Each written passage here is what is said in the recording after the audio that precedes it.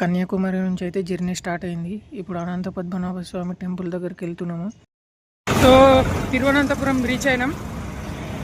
Direct ఇప్పుడు అనంత పద్మనాభ స్వామి టెంపుల్కి వెళ్తున్నాము. వెళ్ళిన తర్వాత చెప్తా.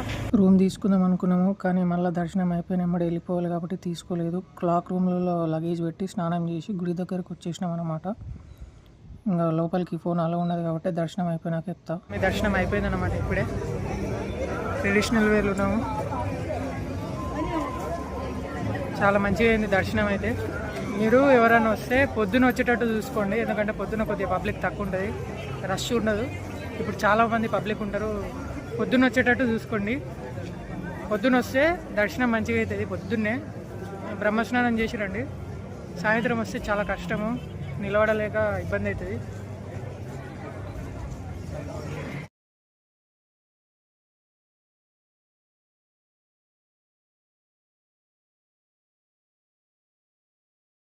దర్శనం అయిపోయిన వెంబడి ఫుల్ ఆకలి అయింది. ఇంకా పరాటా టమాటా కర్రీతోటి తినేసినాము.